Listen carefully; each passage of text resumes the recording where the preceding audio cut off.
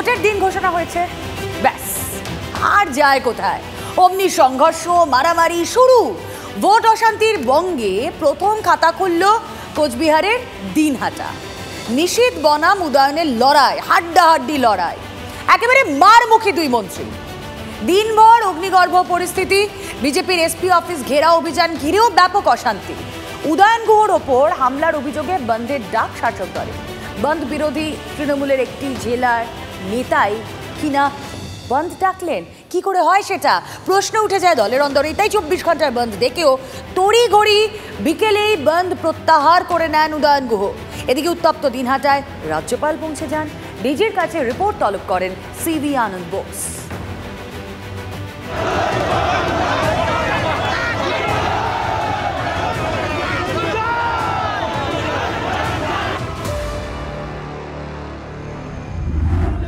ভোটের বঙ্গে ফিরে এলো অশান্তি।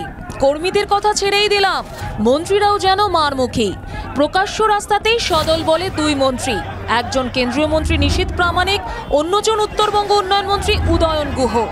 গরমাগরম বাক্য বিনিময়, ভরা রাস্তায় মারামারির জোগাড়। দুই নেতাই যেন রণংদেহী। মাঝে দুজনের নিরাপত্তা রক্ষীরা, তারাও সংঘাত ঠেকাতে গিয়ে হাতাহাতিতেই জড়ালেন। নিরাপত্তা রক্ষীরা কেন্দ্রীয় মন্ত্রী নিশীথ প্রামাণিককে কোনো মতে গাড়িতে ফিরিয়ে আনেন।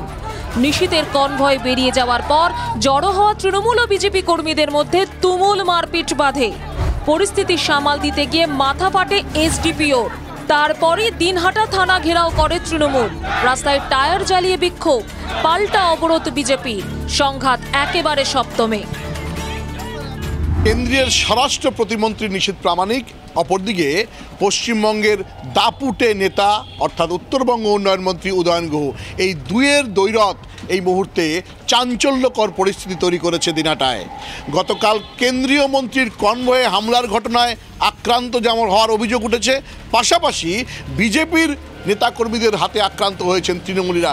এই দুয়ের জেরে এই মুহূর্তে সবচেয়ে চর্চায় দিনহাটা। উদয়ন গুহ তার গুন্ডা, তার যে সন্ত্রাসকারী যারা ছিল তৃণমূল কংগ্রেসের, তাদেরকে নিয়ে এগোতে থাকে এবং আমাদের কর্মীর উপর আঘাত করতে থাকে। একেবারে পরিকল্পিত। যারা ওখানে গোলমাল করছিল তাদের মধ্যে একজন পোস্ট করেছেন, এক হচ্ছে উদয়নবাবু জন্মদিনের উপহার কেমন লাগলো। ওদের দলের কুচবিহার জেলা সভাপতি একেবারে গাড়ির থেকে লাঠি হাতে নেমে, প্রত্যেকের হাতে লাঠি। উদয়ন গুহ কোচবিহারের সব থেকে বড় গুন্ডা।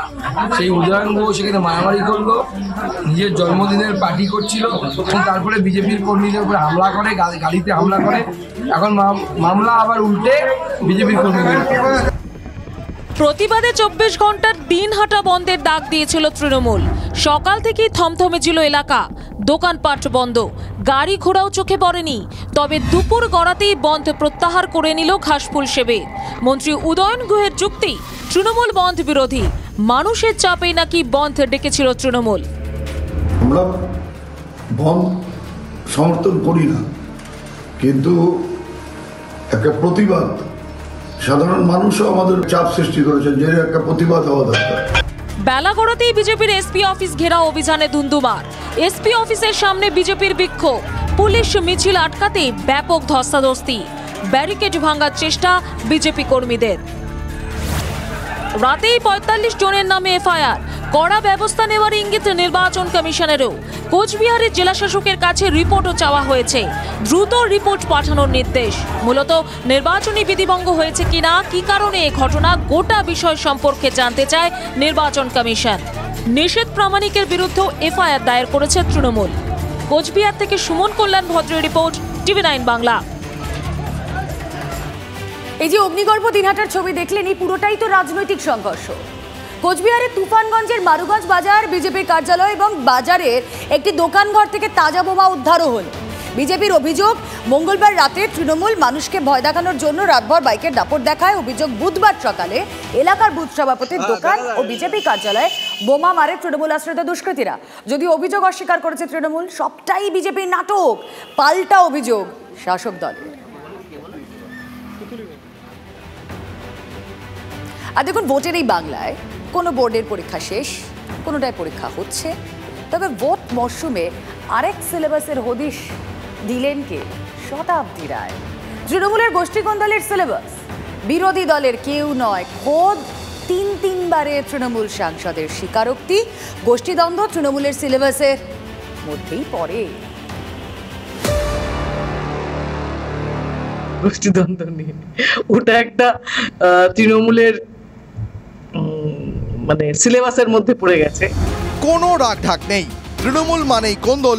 প্রকাশ্যে সে কথা মেনে নিলেন তৃণমূলের তারকা প্রার্থী শতাব্দী রায়, যিনি বীরভূম লোকসভা কেন্দ্রের টানা তিনবারের সাংসদ। এবার ঘাসফুলের প্রতীকে চতুর্থবার লড়াইয়ে নেমেছেন। সেই যুদ্ধের আগে দলের কোন্দল নিয়ে স্বীকারোক্তি শতাব্দীর। গোষ্ঠীদ্বন্দ্ব নিয়ে ওটা একটা তৃণমূলের মানে সিলেবাসের মধ্যে পড়ে গেছে।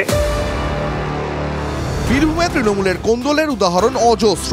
এই তো গত রবিবার সাঁইথিয়ায় তৃণমূলের কোন্দলে মাথা ফাটে একাধিক কর্মীর।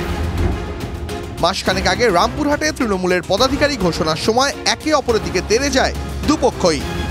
তার কিছুটা আগে দুবরাজপুরে তৃণমূলের দুই গোষ্ঠীর গণ্ডগোলে শাসক দলের একাধিক কর্মীর বাড়িতে ভাঙচুর হয়, চলে বোমাবাজি। সাঁইথিয়া, রামপুরহাট, খয়রাশোল থেকে দুবরাজপুর। শতাব্দী রায় লোকসভা কেন্দ্রে শাসক দলের দ্বন্দ্ব বারবার প্রকাশ্যে এসেছে। এই প্রেক্ষাপটে কোন্দল মেনে নিয়েও শতাব্দী দাবি করলেন, ভোট এলে নাকি সব মিটে যায়। ওটা নিয়ে ব্যস্ত হবে না, গোষ্ঠীদ্বন্দ্ব নিয়ে ওটা একটা তৃণমূলের মানে সিলেবাসের মধ্যে পড়ে গেছে, কিন্তু আবার ইলেকশন এলে সবাই আবার এক হয়ে ভোট করে। গত লোকসভা ভোটে বীরভূম কেন্দ্রে প্রায় 90,000 ভোটে শতাব্দী রায় জিতলেও 7টি বিধানসভার মধ্যে 4টিতে এগিয়ে ছিল বিজেপি। যে 3টি আসন থেকে শতাব্দী লিড পান, সেখানে গত পঞ্চায়েত ভোটে বেশ কিছু পঞ্চায়েত হাতছাড়া হয় তৃণমূলের। গত বিধানসভা ভোটে বীরভূম লোকসভার অন্তর্গত দুবরাজপুরে জেতে বিজেপি। বীরভূমে যখন বিরোধীরা শাসককে চ্যালেঞ্জ ছুঁড়ছে, তখন তৃণমূল সাংসদের কোন্দল স্বীকারোক্তি, জানিয়ে শাসক দলকে বিঁধছে বিজেপি। সত্য কথা স্বীকার করছেন, এটা ভালো লাগছে। কাটমানির ভাগাভাগি নিয়ে গল্প, যারা কাটমানি পাচ্ছে তারা সঙ্গে থাকছে, যারা কাটমানি পাচ্ছে না তারা সঙ্গে থাকছে না। সুতরাং এই কাটমানিতেই বিসর্জন হবে তৃণমূল কংগ্রেস এই লোকসভা নির্বাচনের নিরিখে। গরু পাচার মামলায় অনুব্রত মণ্ডল জেলে যাওয়ার পর জেলায় দল পরিচালনা করতে দফায় দফায় কমিটি তৈরি করেছে তৃণমূল। সম্প্রতি 5 জনের কোর কমিটি করে দিয়েছেন খোদ মমতা বন্দ্যোপাধ্যায়। তারপরেও কোন্দল যে থামছে না, তা স্পষ্ট হয়ে গেল তৃণমূল সাংসদের মন্তব্যে। বীরভূম থেকে হিমাদ্রি মণ্ডলের রিপোর্ট, TV9 বাংলা।